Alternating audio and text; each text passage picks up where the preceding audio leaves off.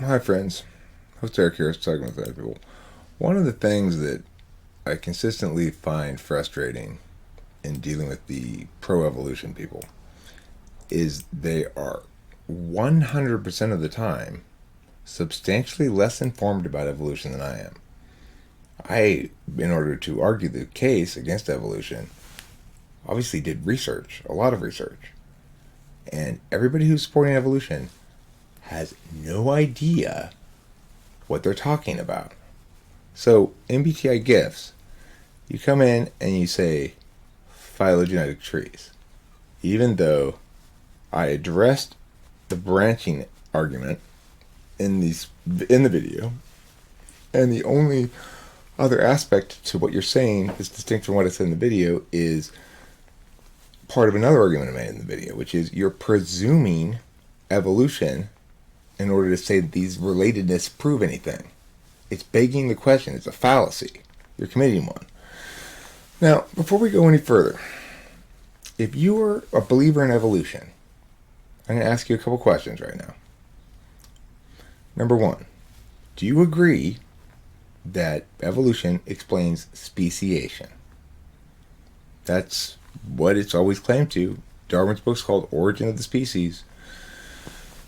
That's what the phylogenetic tree thing is all about, right? Okay, so this is where your starting point is.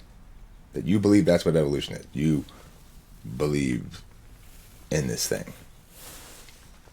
Now let's look at actual science instead of just our gut feelings about stuff. Over 150 years since Darwin published The Origin of the Species, biologists and philosophers are still debating what species are, how they form, and if they really exist. I've previously argued that species do exist. Hold on a second. If species don't exist, or we're not even sure if species exist, then what is evolution explaining? Isn't it explaining speciation? Well, this guy's going to argue they do exist, species. I've previously argued species do exist, and their origin, or the process of speciation, is generally, if not always, driven by natural selection for adaptation to distinct ecological niches. So, another person, I think we just think about it, said, adaptation is evolution, Eric. Okay, so if adaptation is evolution, then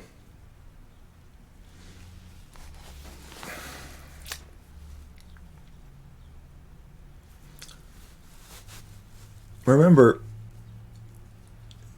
only individuals can be impacted in a meaningful way. Now, I can adapt as an individual to circumstances. I can become more polite or more logical or whatever as circumstances demand. That's my behavior, right? But species don't really adapt. We might say they adapt, right? But when only the black moths lived, and only if the population was comprised entirely of black moths, they still weren't a new species. And the reason they said that they turned white again when the Clean Air Acts and stuff went into effect is because in the neighboring countryside, the white moths were still predominant, implying that they mated with the black moths and what? Or just they came over and took over the trees, or the birds ate the black moths, or what? Regardless, there was never a change of species. There was an adaptation by the species to become black. So the thing is, of course, first we have to accept that there's a species, and a lot of people say, no, there's no such thing as species. It's just one species that's manifesting in lots of different formats, some of which are too distinct from each other to breed, and some of which aren't. But the problem with this is we have examples of testing this theory, lots of them. We have bred lots of different species into huge variations, and yet they remain the same species.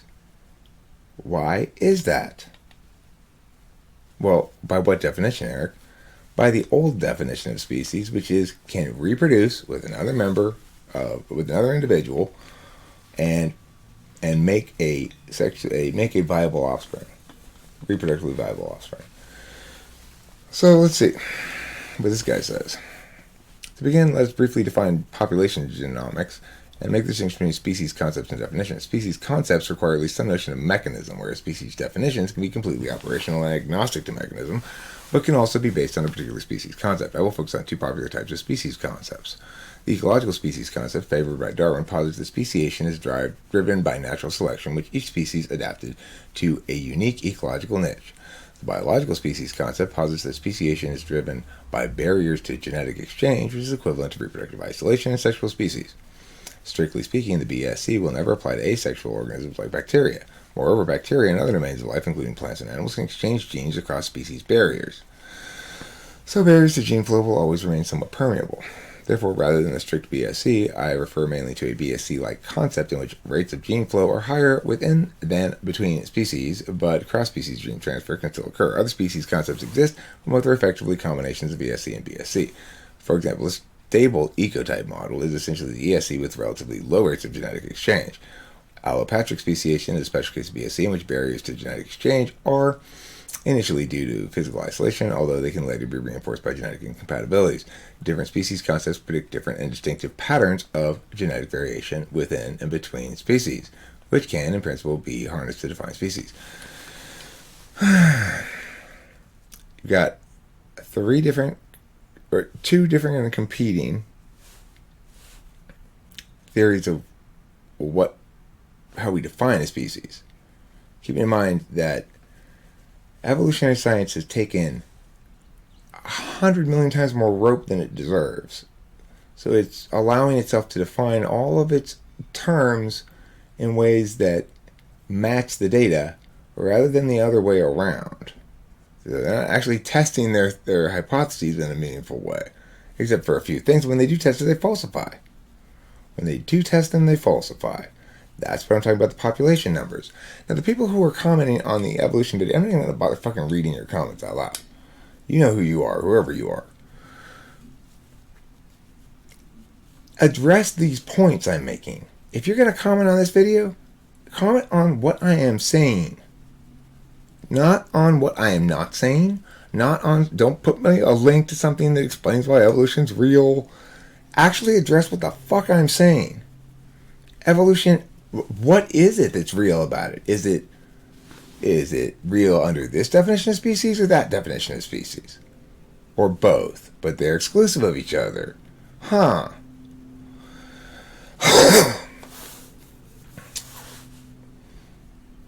Population genetics is a valuable tool, perhaps the most valuable tool available to both inform our concept of species and to precisely define species. The relatively new field of population genomics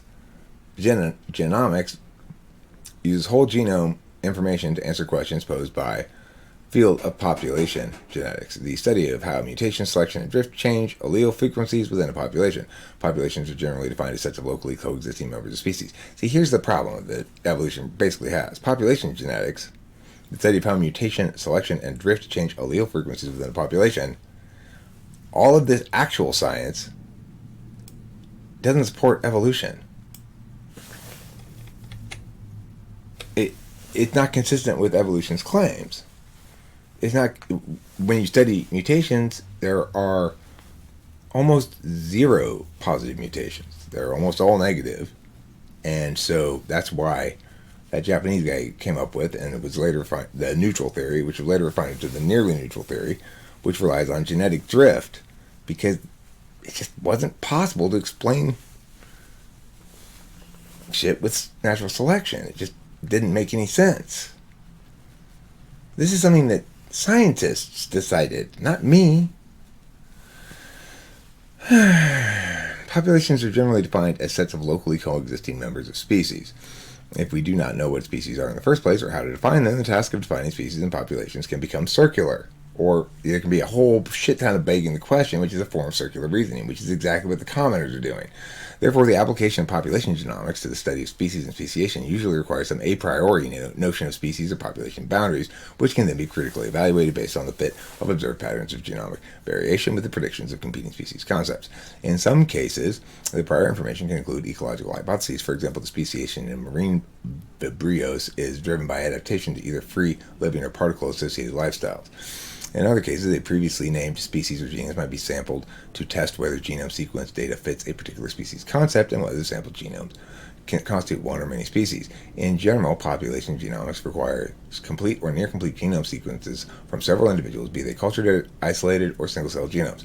Metagenomic sequencing of bulk DNA from an environment is usually capable of linking particular genes or mutations back to a specific individual, making it more difficult to test certain species concepts, particularly versions of BSE that require testing for differences in recombination rates within and between populations. These shortcomings do not prevent research from defining metagenomic species, although such definitions are purely operational and not clearly grounded in any particular concept of species other than the prediction that members of the same species should have correlated abundances over time and across samples. Nevertheless, metagenomics can help estimate valuable population genetic parameters such as the nucleotide diversity within a species. Both natural selection and barriers to gene flow can be important in the speciation process, but which is usually the driver that initiates speciation. Certain forms of gene flow, namely homologous recombination, require a certain degree of sequence identity between donor DNA and the recipient genome, although a few dozen base pair of identity can be sufficient to initiate the transfer of several kilobases completely non-homologous. In principle, the accumulation of mutations could gradually create barriers to homologous recombination, driving speciation in the absence of selection. Speciation in the absence of selection because of an accumulation of mutations that would create barriers to homologous recombination. So, how is it driving speciation in the absence of selection? According to computational model, this is unlikely to occur unless recombination rates decline unrealistically rapidly with sequence divergence. The model suggests that another force, such as divergent natural selection between two niches, is required to drive speciation. A further theoretical argument why selection is required to initiate speciation is based on the competitive exclusion principle. If two species are ecologically equivalent, meaning they are under identical or near identical regimes of selection, one will inevitably, after some period of time, drive the other to extinction. Only species that are under divergent selection for adaptation to distinct niches will speciation occur. What this is telling you is here's another place where we thought we were onto something and it doesn't work. And so let's come up with another thing that's got to fit in here. Maybe if there's a giant standing over there and he's pushing down on it, then maybe it'll work. That's what all this shit is doing. If you got to understand things in terms of arguments, not in terms of displays. This stuff displays very well, but it's not making arguments that are convincing me of evolution at all. If they can't, we don't even know now what it is. If we don't have a definition of species, then what's evolution explaining? Why not all the animals look the same? Well, what's its mechanism? Well, it's complicated. So can you come up with a model of how the various force vectors within this complicated mechanism work? We've got founder's effects. We've got divergent natural selection between two niches. We've got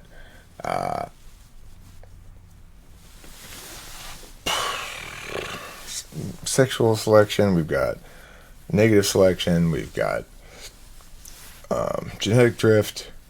We've got punctuated equilibrium, where things go into periods of stasis for a long stretch of time, but really quickly evolve very fast because nobody's sure.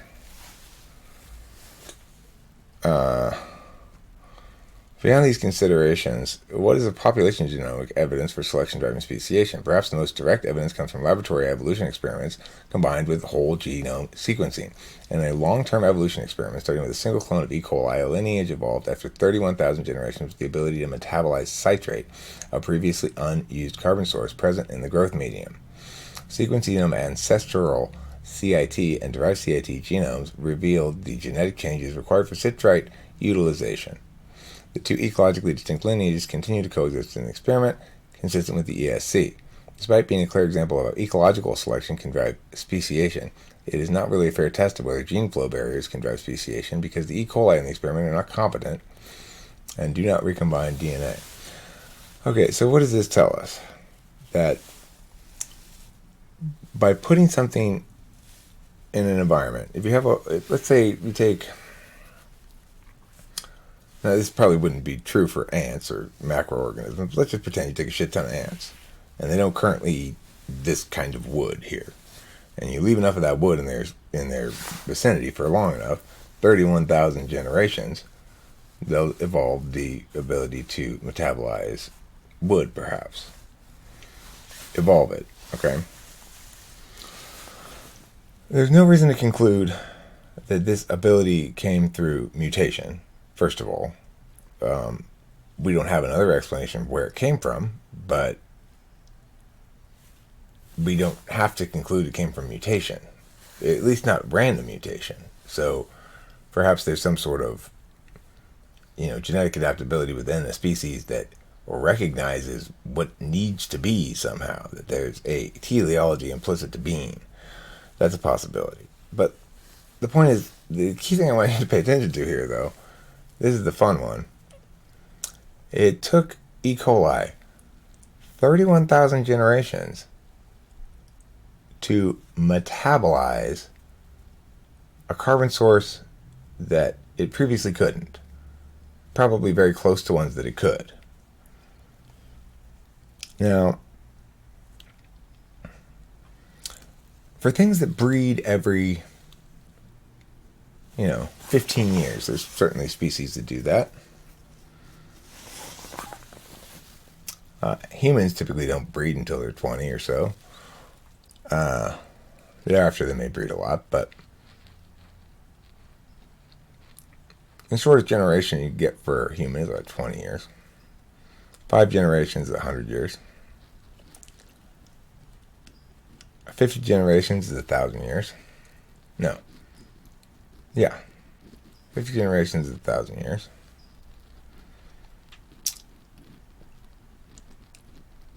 50,000 generations is 1,000,000 years.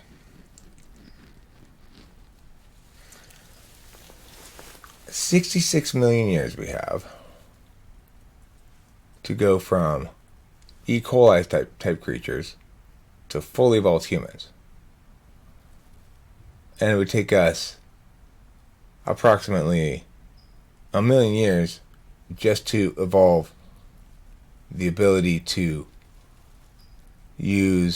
metabolize something that we can't currently metabolize. Just that takes 1,000,000 years, approximately. Maybe a little bit something more complicated to make it 1,000,000 years, because this is like 600,000 years. So let's call it 1,000,000 years to metabolize two close to being metabolizable carbon sources. When we do the math, how do we go from that rate of evolution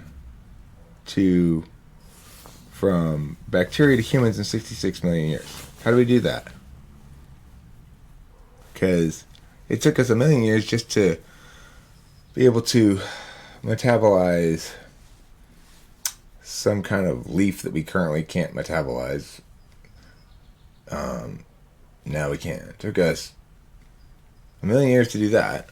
How come 66 times that amount of change doesn't equal from microbial to humans? So explain that. Explain it. This is in a lab where they're artificially maintaining a perfectly good food source next to a species that can't quite eat it yet. And it still takes them 31,000 generations for the species to adapt. And that adaptation, you might say, represents evolution. And the adaptation and evolution are the same thing. So, because we're breeding dogs, dogs are evolving into these different breeds, right? But I thought evolution explained speciation. And those different breeds can still mate with each other, even though they're remarkably different from each other. More different than, say, an ass and a horse. And their genome's the same. They're the same species by one of these sort of things here, right? By one of these definitions, they're still the same species. Well, why is that? And in fact, the genome, there's not a lot of genetic difference between a Chihuahua and a Great Dane at all. It's, tiny amount of genetic difference to make huge amount of phenotypic change. But it doesn't change species. So, if the possible range of adaptations is so massive within a given species, within any given species, why should we assume that they've evolved into different species at all? Why would they need to? After all, the species they're in has all the adaptability it needs. It can morph into lots of different forms of that species. But it's still the same species because it can't mate with other animals. Like you could get bird A over here and we could breed it to look just like bird B here. But if this started out as a pigeon and this started out as a dove, bird A and B, no matter how close we get them to look by selective breeding, won't be able to breed with each other and produce viable offspring. So we can't separate a species into two different species that can't breed with each other. And we can't take two species that can't breed with each other and bring them back together either. So why should we believe in speciation? And you might say, well, there is no species, Eric. This guy's arguing there is. Other evolutionary scientists are arguing they're not. They don't know what they're arguing. Are you saying evolution explains speciation or not? You keep using the word, but then say there's no species. And I've read this in plenty of science articles. They use the word speciation, well, in one paragraph, and in the next paragraph, claim there's no species. So what the fuck does speciation mean then?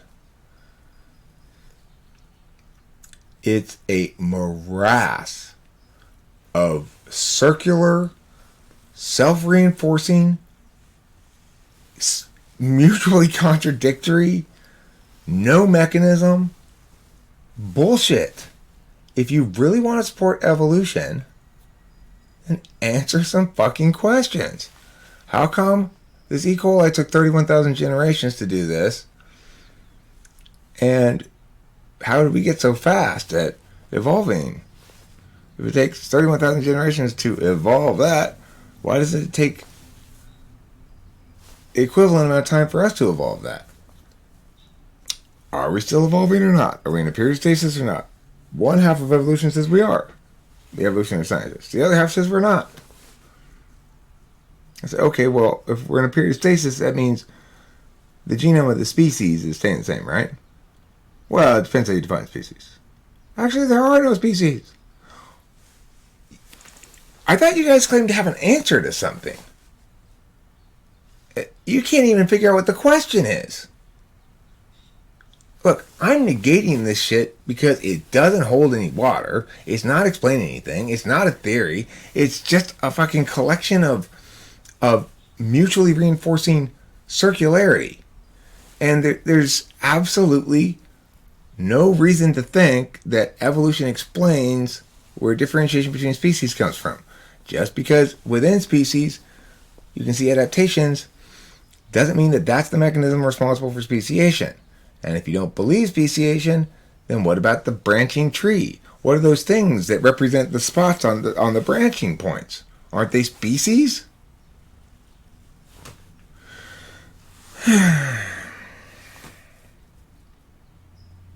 So, yeah, my whole point about this is please, please, please, if you are going to comment on this video, please comment.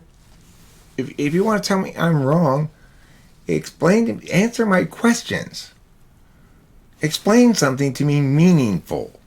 Don't play, well, it's complicated and you just don't understand it. I understand it better than you.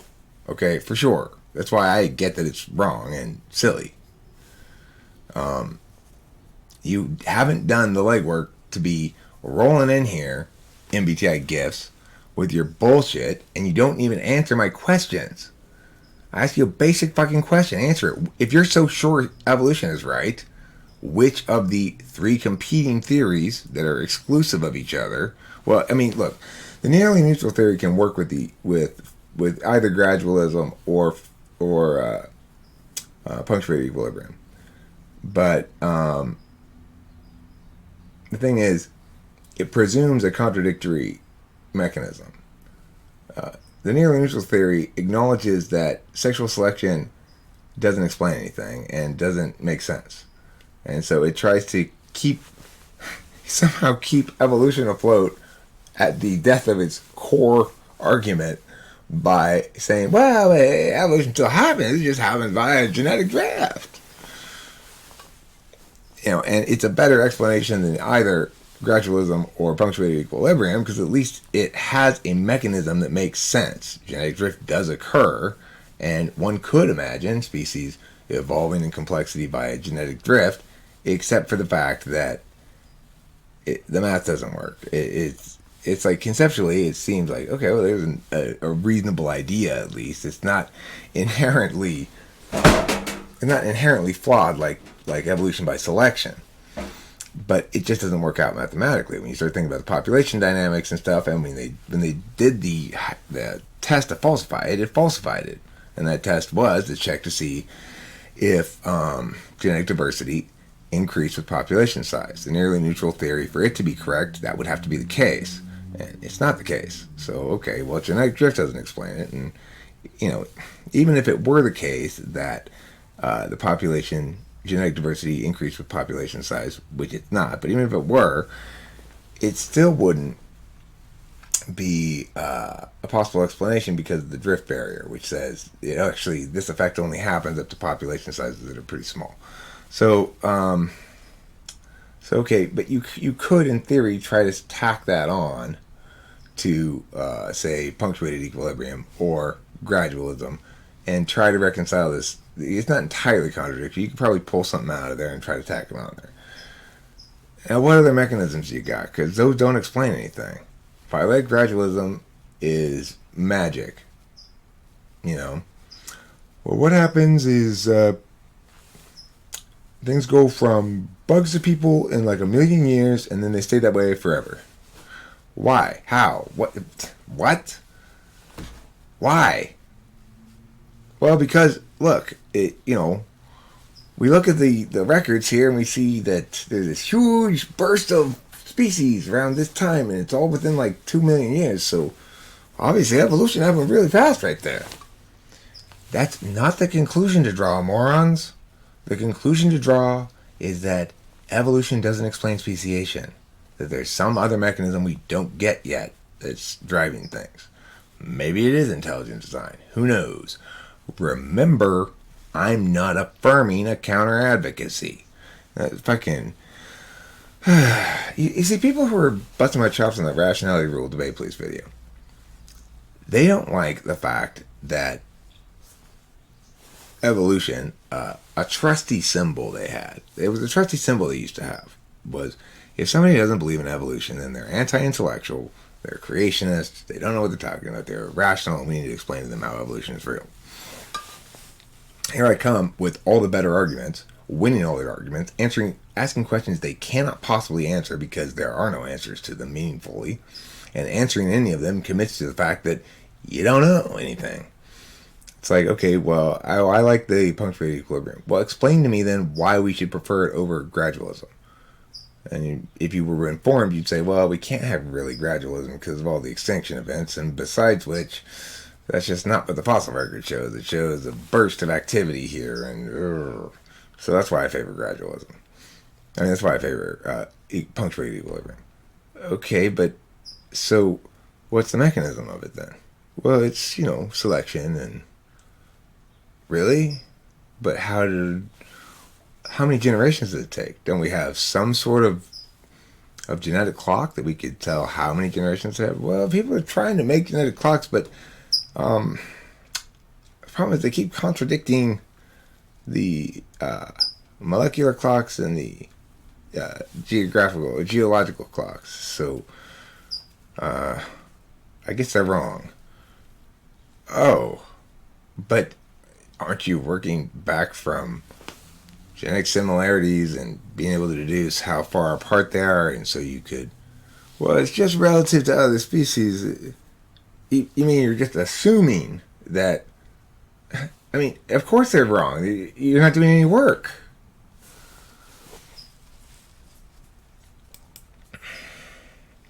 Idiots.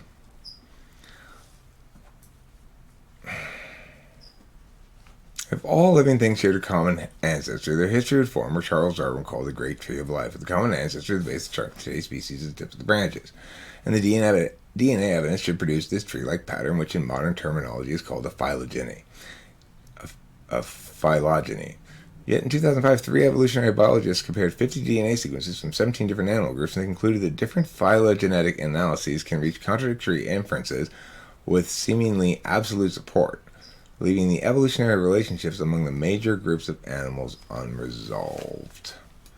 As more DNA evidence has accumulated, the problem's gotten worse. 2012, 4 evolutionary biologists reported that incongruence between phylogenies derived from morphological versus molecular analyses and between trees based on different subsets of molecular sequences has become pervasive. And inconsistencies among phylogenetic trees aren't even the most serious problem. It turns out that many organisms contain DNA sequences that are not found in any other group. These have been named orphan genes, and they have been found in yeast, fruit flies, mice, and humans. A 2015 article in Nature reported hundreds of orphan genes restricted to squids and octopuses. Trimming and cramming the evidence. How can a phylogenetic tree be based on DNA evidence when some sequences have no match? One way is to simply ignore the orphan genes. In 2016, 3 evolutionary biologists were able to construct a phylogenetic tree of insects only by ignoring 40% of the DNA sequences in fruit flies and 80% of the sequences in water fleas. Rather than strongly supporting the idea that all living things share a common ancestor, the DNA evidence has to be trimmed and crammed into the idea. The narrator goes on to acknowledge that although we can observe minor changes within existing species, we haven't seen whole new categories of species take shape before our eyes, but that's just because we haven't been looking long enough. Believe it or not, the narrator continues,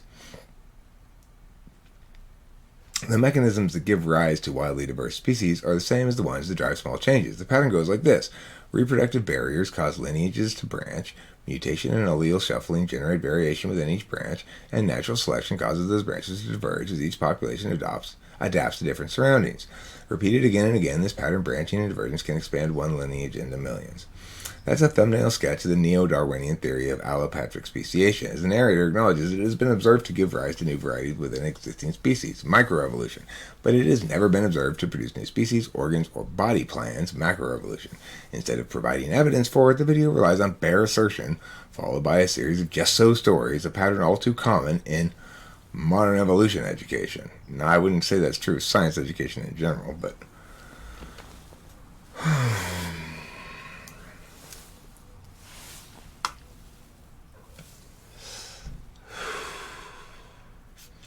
the first primates appeared and then diversified. Cetaceans returned to the sea and gave rise to all living whales and dolphins. Just like that. Cetaceans means whales and dolphins, so a few important details are missing from the story. Nevertheless, according to the video, from what we can observe, we're able to conclude that the patterns we see acting today are the same as the patterns that acted in the past. But even some evolutionary biologists have acknowledged the processes in the past must have been different from the present precisely because we can't observe them happening now.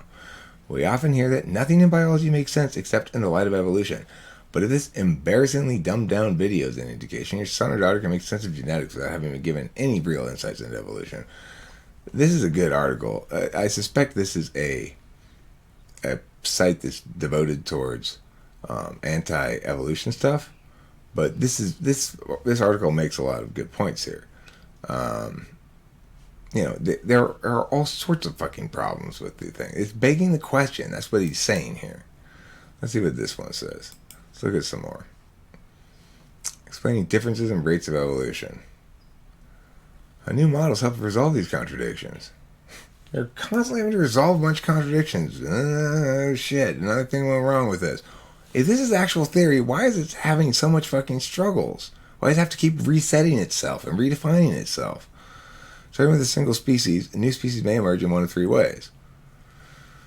The rate at which an evolution produces new species of plants and animals, or which existing species die out, is a subject of much interest, and not only to scientists. That's because rates of speciation and extinction can tell us much about the history of our planet. Nobody denies extinction. Mysterious discrepancy.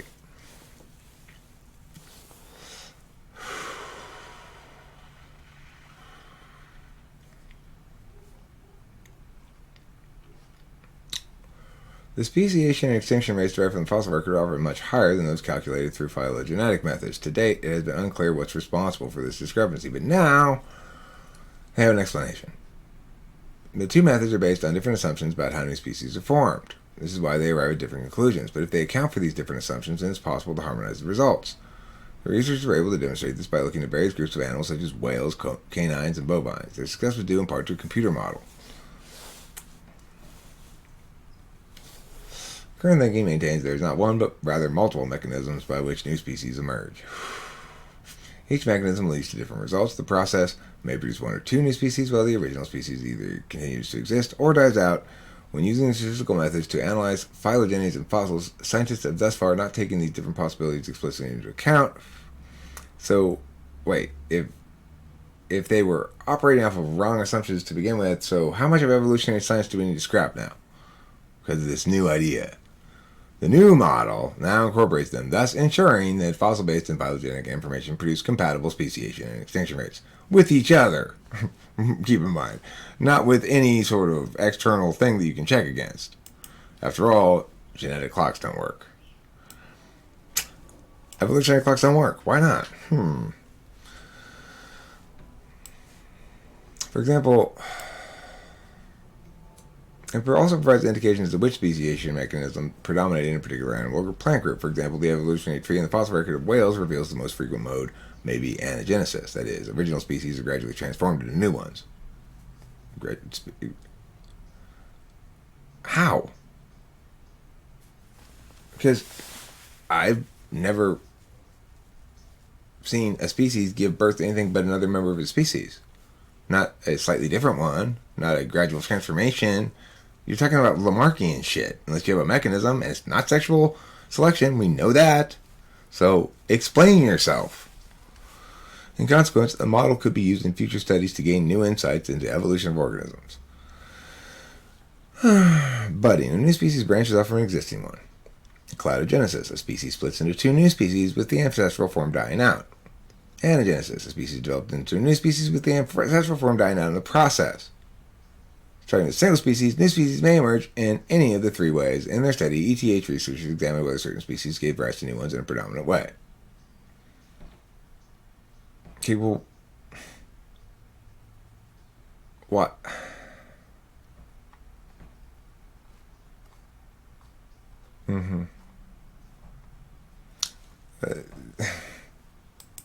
Doesn't explain anything. Yeah, you might say, Eric, you're being biased. Like somebody was like, you are obviously really attached to this. I'm not. I'm waiting for somebody to answer my fucking questions and actually convince me that there's any indication that speciation occurs via evolution. You know, if species go in those three different ways, that doesn't tell us that they go at all. It just says, here's another thing we are deducing from our assumption that it's definitely evolution.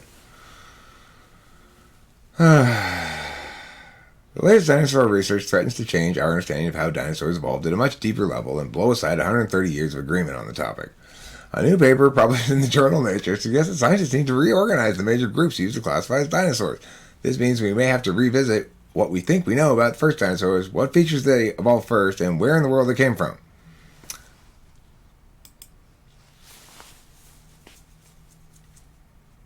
So, is part of your belief in evolution that you know about the dinosaurs, for example? Because turns out that's wrong.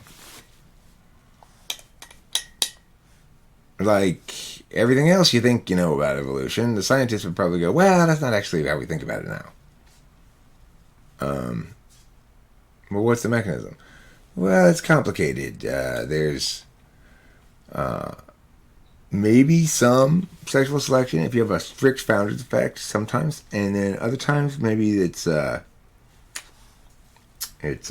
know, I don't know, they just split into two species, and the one that was originally it is just gone now. And then sometimes it's like, you know, a dog like becomes a horse, and the dog's no more. So it's Could be any of those, really. We don't really know, but could be all of it. Different species in different ways. We've concluded because our explanations didn't work, so we had to redo it. Like the dinosaur thing. Well, anyways, evolution's still true though. That's just change over time.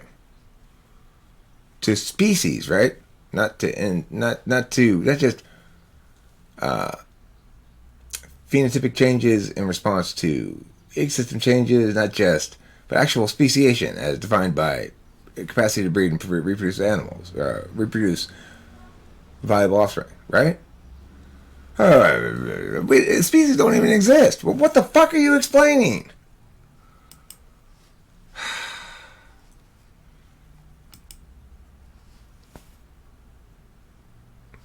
Analysis of horizontal gene transfer events can date microbial phylogenies.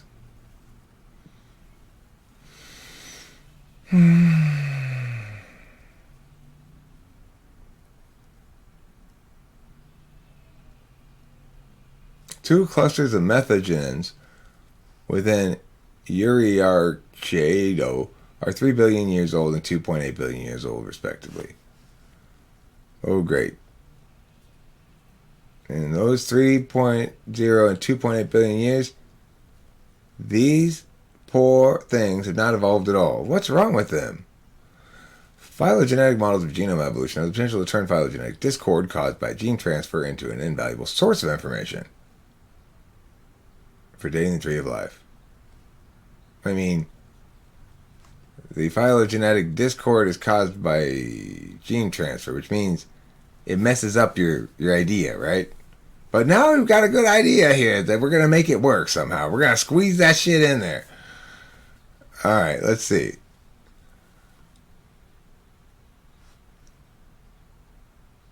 This timing provides independent support for scenarios wherein microbial methane production was important in maintaining temperatures on the early Earth. While the method could collaborate in evolutionary trees, it still needs refinement. He noted the approach Wolf and Fourier used to reconcile conflicts between species and HGT events on phylogenetic trees, namely by splitting the ribosomal protein alignment which evolved with the species tree, is impractical to apply to scenarios with more than one HGT event. He added that he agreed with Slosey and his colleagues, but suggested a Bayesian framework be developed to handle such conflicts. Huh. Okay, so... And you've dated these clusters of genes to 3.0 and 2.8 billion years ago, presumably because they're molecular things. They survived the extinction events, I guess. Okay. Well, I think it's pretty clear that these people are full of shit. Mechanisms of assorted mating and speciation with gene flow, connecting theory and empirical research. The large body of theory on speciation with gene flow has brought to light fundamental differences in the effects of two types of mating rules on speciation: preference trait rules, in which divergence in both female preferences and male mating traits is necessary for assortment, and matching rules, in which individuals mate with like individuals on the basis of presence of traits or alleles that they have in common. Those rules can emerge from a variety of behavioral or other mechanisms in ways that are not always obvious. We discuss the theoretical properties of both types of rules and explain why speciation is generally thought to be more likely under matching rather than preference trait rules. We further discuss whether specific assortive mating mechanisms fall under a preference trait or matching rule, present empirical evidence for these mechanisms, and propose empirical tests that could distinguish between them. Okay, let's see here.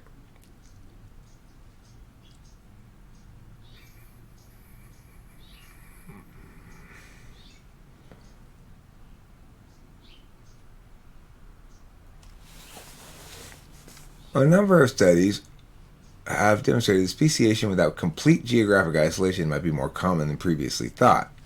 The possible prevalence of speciation with gene flow poses a theoretical challenge because gene flow homogenizes populations and thus opposes divergence and eventually speciation. This is what I've been saying. I like the way he says it better. Gene flow homogenizes populations and thus opposes divergence and eventually speciation. A large number of theoretical models have therefore attempted to analyze the conditions under which speciation with gene flow, including sympatric speciation, parapatric speciation, and reinforcement after secondary contact, is feasible. Okay, well, guys, there's got to be some way we can get this thing to work, because, I mean, everybody thinks evolution's explains shit. Everybody people don't realize, for some reason, that gene flow homogenizes population and thus opposes divergence and eventually speciation. So we got to come up with some more bullshit to fit this shit in, because I don't know, this is falling apart before our eyes. Many of these models assume that hybrids between incipient species have reduced fitness because of either intrinsic genetic incompatibilities or ecologically based divergent or disruptive selection. Hybrids between incipient species have reduced fitness because of either intrinsic genetic incompatibilities or ecologically based divergent or disruptive selection. Why would they make that assumption? Without complete post-zygotic isolation, however, speciation often requires that gene flow is reduced because of the presence or evolution of some form of assortative mating, any pre-mating mechanism whereby likes mate with likes, such as that mated pairs have positively correlated phenotype or genotype. There are numerous biological mechanisms that can bring about assortative mating, and hence pre-mating isolation. Prominent speciation books, for example, characterize pre-mating isolation by whether it occurs because of habitat choice, temporal isolation, or mate choice. Mate choice mechanisms, in turn, can be subdivided into those based on genetically encoded preferences, sexually imprinted preferences, choosing individuals, attempting to match their own trait, or even mechanical constraints.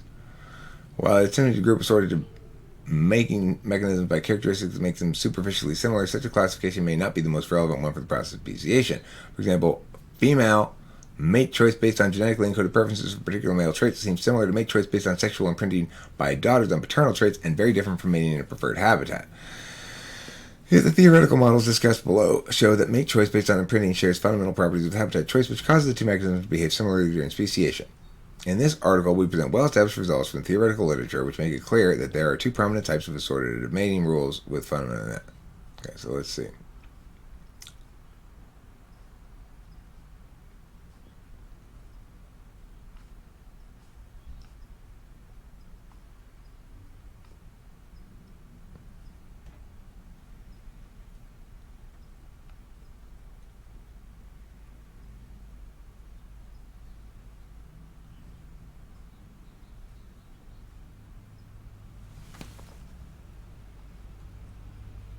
Summary of preference trait and different kinds of matching rules, trait categories in each, implications for speciation. Speciation is generally most difficult with a preference trait rule. It will be easiest given a preference trait rule if there are magic preferences. Speciation is easier than with a preferred trait rule when you're dealing with what's this thing? I don't know. Again, assuming speciation occurs, right? We're going to drive that home. We're going to keep assuming this no matter what.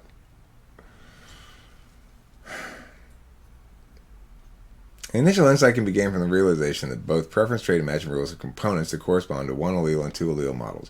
Because we have seen these concepts cited in many different ways, some of which are in error, we return to Felsenstein, who defines them with the statement: the critical distinction is whether reproductive isolation is strengthened by substituting the same or different alleles in two nascent species. In other words, two allele mechanisms require the buildup of genetic polymorphism or divergence. We use these two terms synonymously across incipient species, whereas one allele mechanisms involve evolution but no polymorphism. This distinction can have important implications for likelihood of speciation, which should be easier under a one allele mechanism. Matching models are often associated with one allele mechanisms and preference trait models with two allele mechanisms, but the view is overly simplistic. The following two sections on the need for the maintenance of polymorphism and the role of linkage disequilibrium describe the issues in more depth. The root cause of most critical differences between preference trait and matching rules lies in the fact that two otherwise equivalent biological scenarios, speciation under a preference trait rule, requires the evolution of polymorphism or divergence, which, of course, prevents speciation. Consider the very simplest case with two alleles per locus and high choosiness. Under a matching rule, polymorphism in a trait locus T alone would be enough to create two groups of reproductively isolated individuals, one with T1 and one with T2. Note that this polymorphism could even be a polyphenism, with trait differences arising from learning or some other mechanism of non-genetic inheritance. In contrast, under a preference trait rule, polymorphisms at both categories P and T would be required, such as P1 females, for example, mated only with T1 males, P2 females with only T2 females. Regardless of whether other categories of loci are involved in a specific speciation scenario, preference trait rules will always have this extra requirement for polymorphism, which is at the heart of the most critical differences between two types of mating rules, and renders speciation under a preference trait rule intrinsically more difficult. This is especially true because the establishment and maintenance of preference polymorphism poses a particular evolutionary challenge. Unlike preferences and trait, choosiness typically evolves by a one allele mechanism. Often models start from a condition of random mating, in which a mating rule is not effective at all. In many ecological species models, an allele for increased choosiness reduces a female's risk of producing low-fitness offspring with intermediate phenotypes. In such cases, divergent ecological selection against hybrids of course, we have to assume that hybrids are inherently weaker for this idea to work, okay?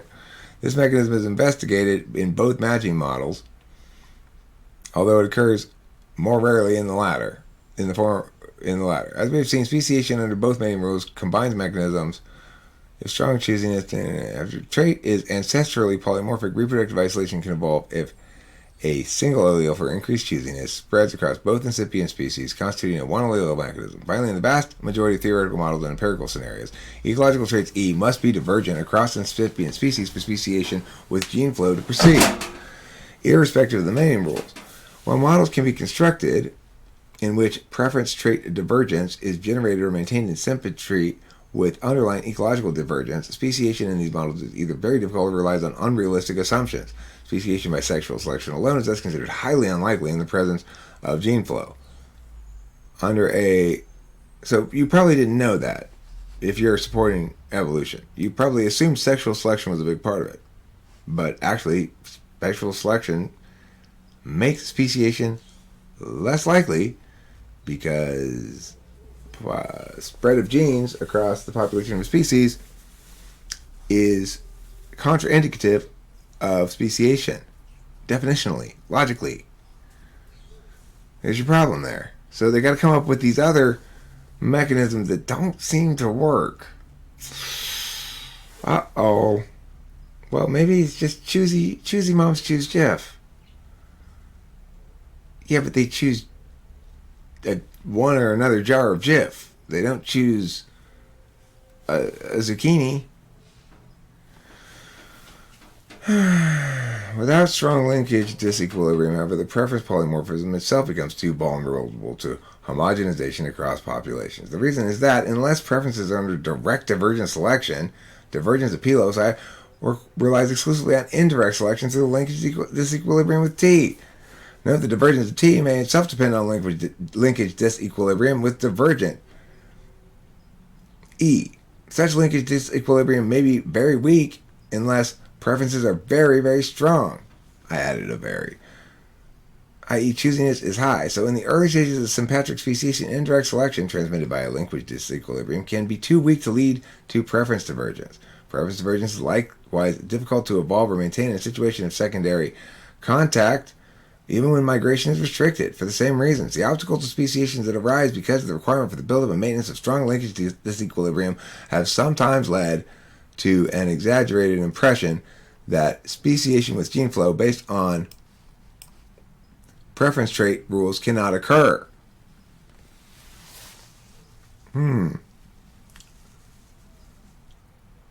However, many mathematical models have demonstrated speciation is still possible in preference trait systems when preferences are subject to divergent ecological selection, magic preferences, see below, or even without direct selection on preferences with spatial structure, particularly in the case of reinforcement. Linkage disequilibrium also plays an important role in the evolution of stronger choosiness, which can occur by indirect selection because of linkage disequilibrium with underlying divergent traits.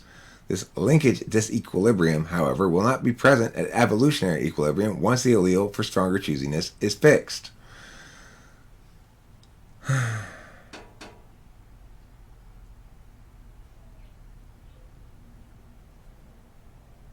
Self-referencing is perhaps the most common mechanism for assorted mating in theoretical studies, and generation of sexual selection under this mechanism is well understood. If there is a polygynous mating with no sexual dimorphism, one of the situations in which matching may be best envisioned.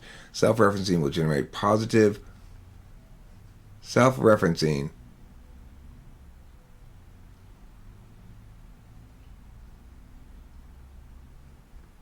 will generate positive frequency-dependent sexual selection. This occurs because unless assortment is perfect, males matching the most common female phenotype will have the highest reproductive success.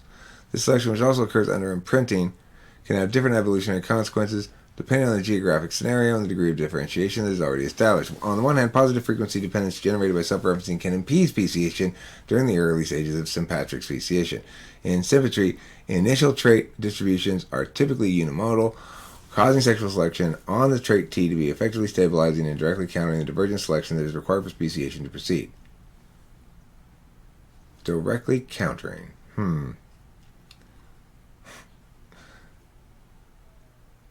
The initial trait distributions are typically unimodal, causing sexual selection on the trait T to be effectively stabilizing and directly countering the divergent selection that is required for speciation to proceed.